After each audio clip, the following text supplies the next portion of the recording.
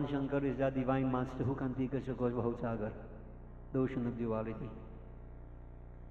अब शिव पार करो मोरे नैया. Take my boat across, O Bholenath. I surrender to you.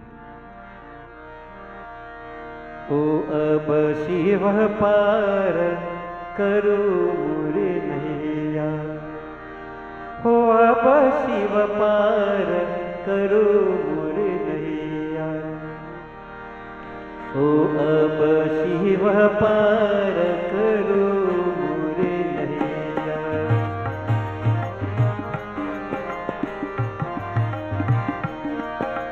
अब शिव पार करो मोरे नैया.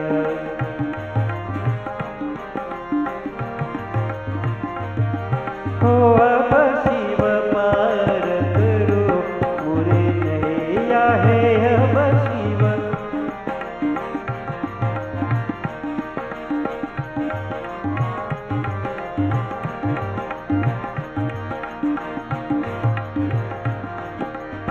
आओ खट घट अकाध महाजन.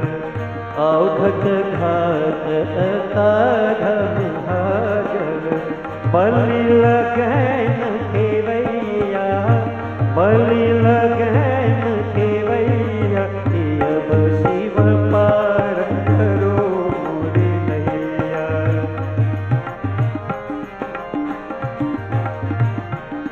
हे अब शिव पार करो मोरे नैया. हे अब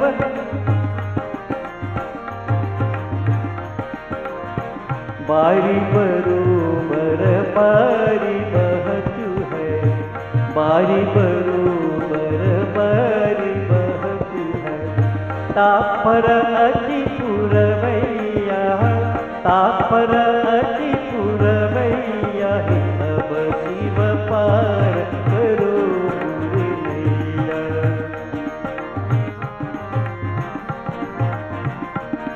हो अब शिव पार करो मोरे नैया. है अब शिव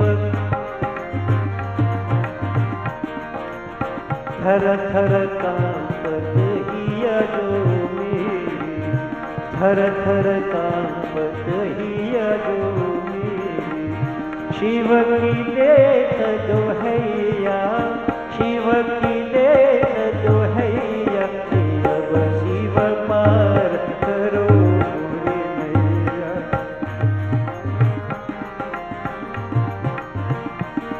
हे अब शिव पार करो मोरे नैया. हे अब शिव देवी सहाय प्रभात पुकारत. देवी सहाय प्रभात पुकारत. शिव पितु गिरिजा मैया है. शिव पितु गिरिजा मैया है मैया. अब शिव पार करो मोरे नैया.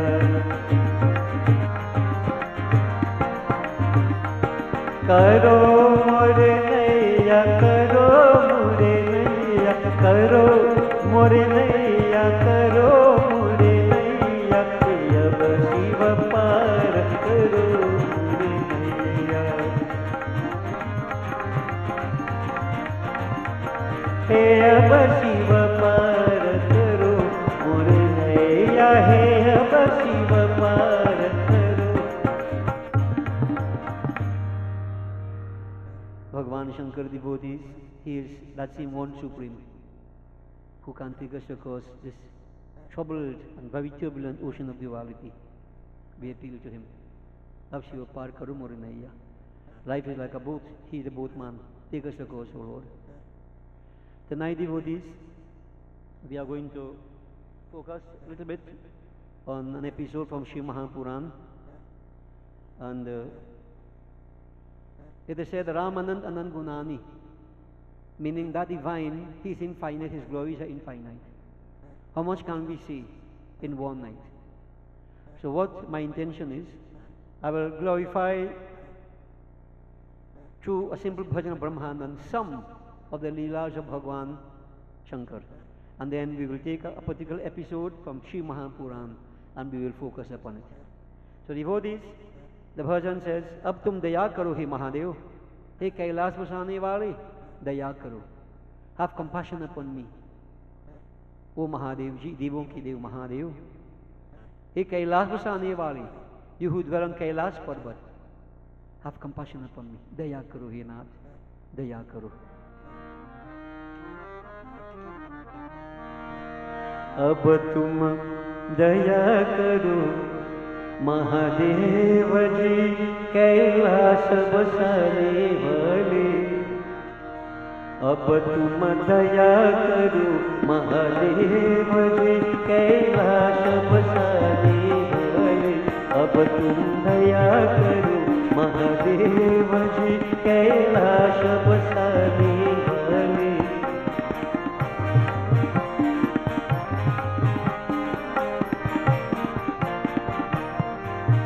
सब अंग विभूति रमाई, सिर ऊपर जटा सुहाई. अब अंग विभूति रमाई, सिर ऊपर जटा सुहाई. गिरिराज सुता सुखदाई जी, गिरिराज सुता सुखदाई जी, निज अंग बिठाने वाले. अब तुम दया करो महादेव जी, कैलाश बसाने वाले. अब तुम दया करो.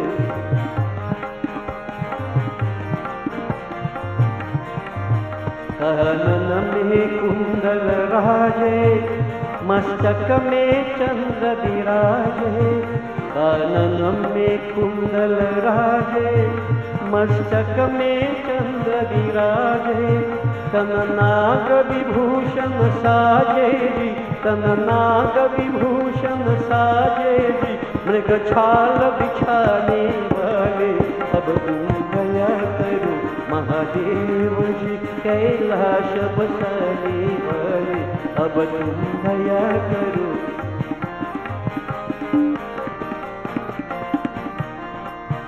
नरमुंड माल गलधारी, कर में त्रिशूल भयकारी. नरमुंड माल गलधारी, कर में त्रिशूल भयकारी. नंदी गणपीठ सवारी जी, नंदी गणपीठ सवारी जी, डमरू के बजाने वाले.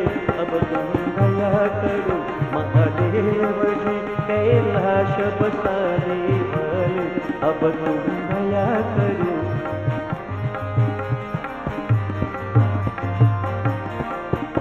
गंगा नद दे गय पारा, जब नभ से उतरी धारा. गंगा नद दे गय पारा, जब नभ से उतरी धारा. तुम बीच जटा के दारा जी, तुम बीच जटा के दारा जी, जल बूंद बनाने वाले. अब तुम दया करो महादेव जी, कैलाश बसाने वाले. अब तुम दया करो.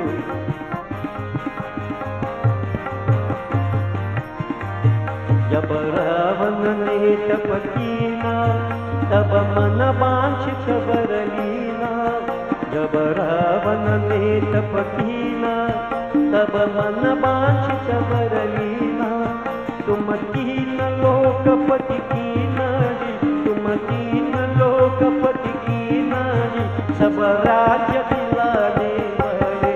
अब तुम दया करो महादेव जी, कैलाश बसाने वाले.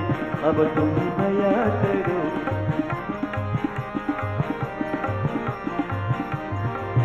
तुम कामदेव तन जारा, त्रिपुरासुर मार दिलारा. तुम कामदेव तन जारा, त्रिपुरासुर मार दिलारा. सब दक्ष यज्ञ संहारा जी, सब दक्ष यज्ञ संहारा जी, गणसेन पठाने वाले. अब तुम दया करो महादेव जी, कैलाश बसाने वाले. अब तुम दया करो.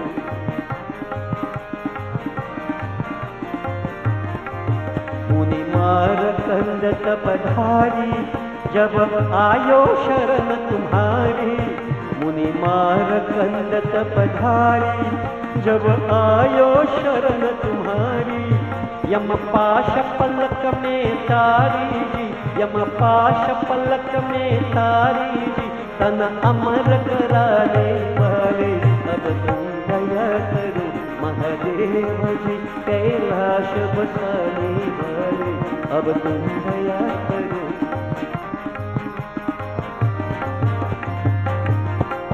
तुम दीन बंधु व्रतधारी, निज भक्तन के हितकारी। तुम दीन बंधु व्रतधारी, निज भक्तन के हितकारी। ब्रह्मानंद सकल भयहारी जी, ब्रह्मानंद सकल भयहारी जी। सुख धाम पुकारे वाले, अब तुम दया करो महादेव जी। कैलाश बसाने वाले, अब तुम दया करो।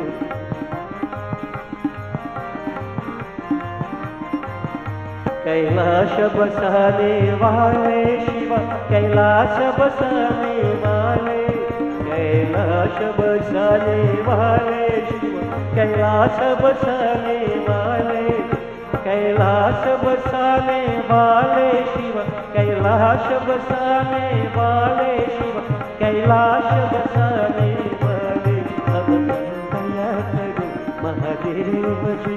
कैलाश बसाने वाले, अब तुम दया करो महादेव जी। कैलाश बसाने वाले, कैलाश बसाने वाले, कैलाश बसाने वाले। बोले श्री उमापति महादेव की जय। Devotees, some of the leelas of Bhagavan Shankar in a very simple bhajan as composed by Brahmananda. Now we are going to take a discourse from Sri Mahapuran, and this discourse will guide us in the pathway of devotions. Life will have its challenges, its obstacles. Who doesn't have challenges and obstacles? But the question is, how do we manage? How do we manage?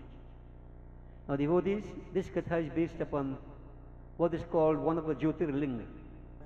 There are 12 or 12 Jyotirlinga, Shiva Lingam consecrated throughout India. This one is called Mahakaleshwar. And it centers around some challenges that a king experienced. See, Surji Maharaj relating these kathas to Saunakan, thousands of sages present in Naimisharani. These sages asked to listen to the glories of Mahakaleshwar. So, Sri Surji complied. Sri Surji बोले, उज्जैनी नगरी में एक चंद्रसेन नामक राजा रहता था, जो सभी शास्त्रों के अर्थ और तत्व को जानने वाला, इंद्रजित तथा शिव जी का बड़ा भक्त था, जिसकी लोक नमस्कृत महेश्वर के मणिभद्र नामक एक गण से मित्रता हो गई थी। एक समय उस मणिभद्र ने प्रसन्न होकर राजा चंद्रसेन को बड़ी सुंदर चिंतामणि प्रदान की, जो कौस्तुभ मणि के समान कांतिमान और सूर्य के समान प्रकाशित थी, तथा जो ध्यान करने, देखने और सुनने से भी निश्चय ही कल्याण देती है। श्री भक्त चंद्रसेन उसे अपने कंठ में धारण करने लगा, जिससे वह इतना शोभायमान हो गया जैसे देवताओं में सूर्य अत्यंत शोभित होता है। जब राजा चंद्रसेन की शोभा को सुनकर अन्य राजाओं को तृष्णा हो गई और उस मणि पर उनका मन लुभा गया। वे चंद्रसेन से उस मणि को मांगने लगे, परंतु मणि को महाकाल के धृत भक्त राजा चंद्रसेन ने उन राजाओं को नहीं दिया। इससे अपना तिरस्कार समझकर उन सब राजाओं ने चंद्रसेन को युद्ध में जीतकर मणि लेनी चाहिए, और उसी अभिप्राय से उन्होंने अपनी सेना एकत्र कर उज्जैन के चारों द्वारों को घेर लिया। तब उन राजाओं से उज्जैन को घेरा देख राजा चंद्रसेन उन्हीं महाकालेश्वर की शरण में गया और दिन रात उनकी पूजा करने लगा। Sri Suji saying, in a city in India it's called Ujjain Nagari, Ujjain. Ujjain, the main deity worshipped there is Bhagwan Shankar himself. Like in Kashi Puri, Shiva is the main deity. So too in Ujjain. There was a king whose name was Chandrasen. Chandrasen, what were his qualifications so that he could make his way into Shiv Puran devotees? It's good to ask these questions. What qualified him so that he is in Shiv Puran and we are talking about him? So his qualities I explain here. He was king, but very righteous and virtuous. But the real qualifications, Shabhi Shastron ke Arth. He was quite versed in all the Shastras, but not just knowing the Shastras. Many times you hear a man very versed. He could quote any part of Ramayana. He could quote any part of Gita. He could quote any part of the Vedas. But does that mean that it's learning? You can teach a parrot and he will regurgitate. Devotees, this is the concept here. Shastron ke Arth, the essence of the scriptures one needs to know. Essence. Not just learn a few lines and regurgitate. This king was aware of the essence. And this is something we need to pay attention to. For, you know, devotees, if they say the mysteries of this world can be unraveled in three different ways. There is the experimental outlook, there is the cosmological outlook, and there is the metaphysical outlook. Experimental outlook, like the stories we have in our scriptures. We have the stories. Many would know these stories, but are scriptures just about stories? These stories have included in them what we call cosmological laws, laws for good living. The duty of sons, daughters, husbands, wives, etc. The law of karma, the law of transmigration, law of reincarnation, cosmological laws. So that's a bit deeper. But then, deeper than that is the metaphysical, where this is the real earth where it comes in now. They get the essence of scriptures, so you can apply it in a personal way. And you know, I can give a simple example in Ramayana. We go to Ramayana and we hear Raja Darshat is the king of Ayodhya. He had 3 queens, and we hear the whole story. But what does that mean to me? I keep asking the question. What does it mean to me? I am just paying attention to Raja Darshat's history. But what does it mean to me? And this is where you go to the metaphysical. Ayodhya is the human body. Raja Darshat, the 10 senses. The 3 queens, the 3 gunas, Sattvic, Rajasic, Tamasic, Prakriti. See, Ram, Lakshman, Bharat, Shatrughan. You can take it in different levels. Gyan Yoga, Dhyan Yoga, Bhakti Yoga, and Karam Yoga. Devotees, in other words, every single personality in the Ramayana has a deep metaphysical connotation relating to the human body. And this is what we mean by getting the arth of the katha, the essence of it, not just knowing the story. And very few know the essence. We know the story, and here and there we pull out 1 or 2 little principles for good living, which is good. But metaphysics, who wants to go there? Many people say, that's too hard. When you come to here, you hear that, Baba saturating my brain. When will you learn it? Great minds reflect upon principles, mediocre mind upon events, and low minds upon people. There are 3 stages of the intellect: unenlightened, relative, and enlightened. So the unenlightened intellect just reflect upon people. The relative intellect, events. The enlightened intellect on principle. We all have these 3, but which one is functioning? In the majority of people, unenlightened intellect is functioning. We are satisfied with the story, and we go about our way. We are happy within a comfort zone. I don't want to hear nothing about how to live. And worse yet, I don't want to know how to apply anything to me. I don't want to know. It amounts to a certain degree of intellectual laziness. As the Shankaracharya used to say, stupidity, or you say stupidness and madness. Stupidness and madness. And many are comfortable with this comfort zone. I am not. I am not devotees. So I try to take it to a different level. But you see, I use my experience from scriptures. This king, he was Sabhi Shastron ke Arth. He understood the essence of scriptures. Tattva ko jaane wala. He understood Tattva Gyan. What is Tattva? This whole world, devotees, made up of what we call Pancha Tattva. There is Akash, what we call ether. There is air, Vayu. There is fire, Tejas. There is water, Jal. And there is earth, Prithvi. What Vedanta refers to the Panchikaran process, quintuplication process. You have these 5 elements quintuplicated. You have the whole physical world created. Each of us created with these tattvas, 25 main tattvas. But devotees, what does tattva gyan mean? You see, each tattva has certain characteristics. And let me give a simple example.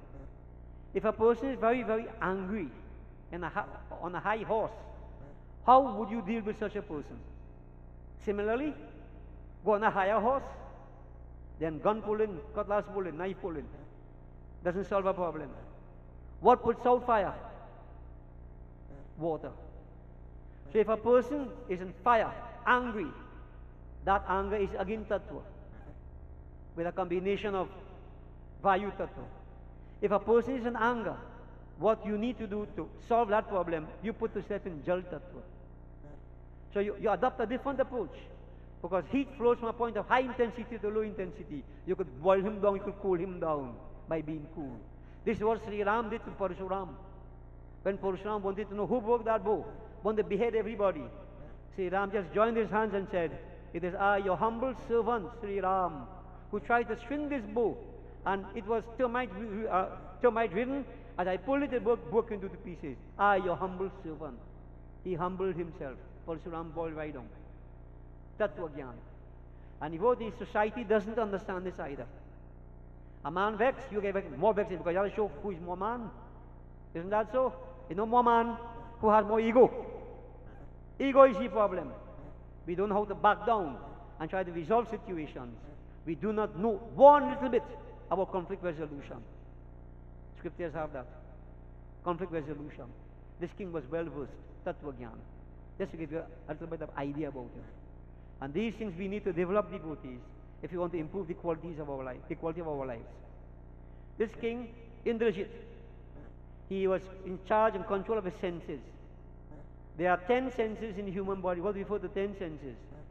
5 senses of perception and 5 organs of action. Here we speak of the 5 senses of perception. The sense of sight, the sense of hearing, the olfactory sense, the sense of taste, and the tactile sense, sense of touch. We perceive the world through these 5 senses. Devotees, and if I don't have control over these 5 senses, I am caught up. As a matter of fact, Ramayana tells us, all that can be perceived by the mind and senses is Maya, is delusion. It's unreal. It has no lasting existence. So when we perceive the world through the mind and senses, it is Maya creation we are visualizing.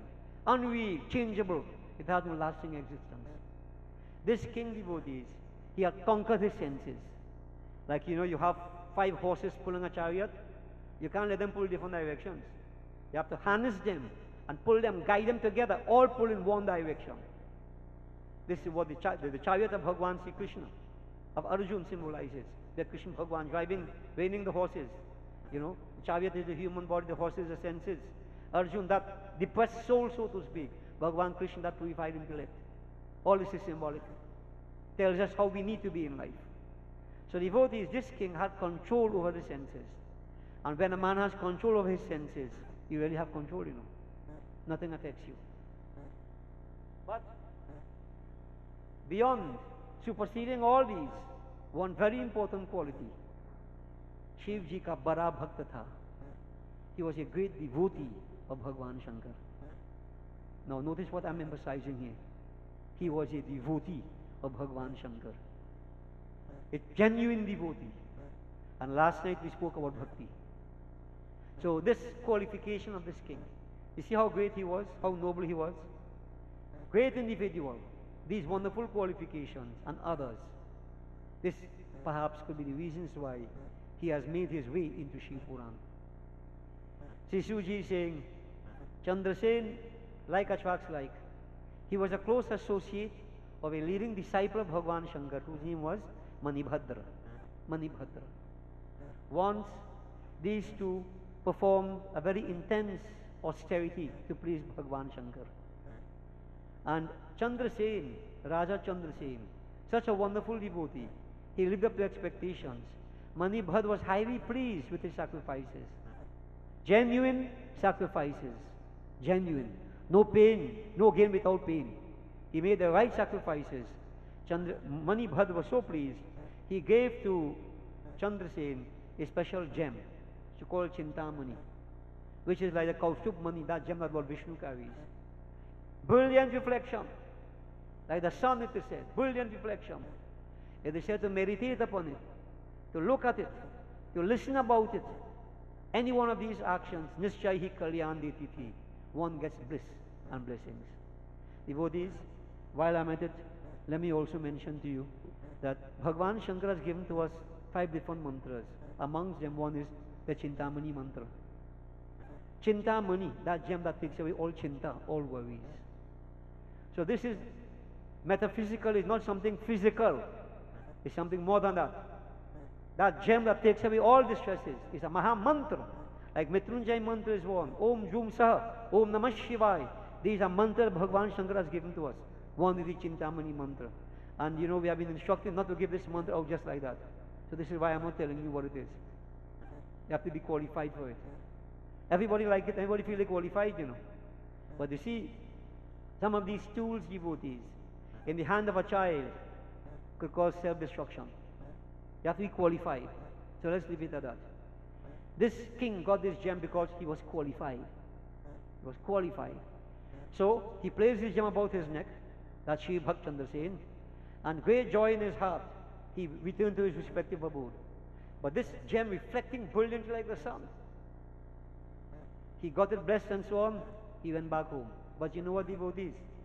In life, all you have to do is do the good things. Be successful. Achieve great success and development in life. And automatically people are going to be jealous of you. They're going to envy you. This is the society in which we live. Hardly ever you will find somebody seeing somebody else progress and encouraging them and happy about it. They may show happiness about it, but inside they may wish it was me. Or he's showing off. I wish he fall. Different things go through the mind.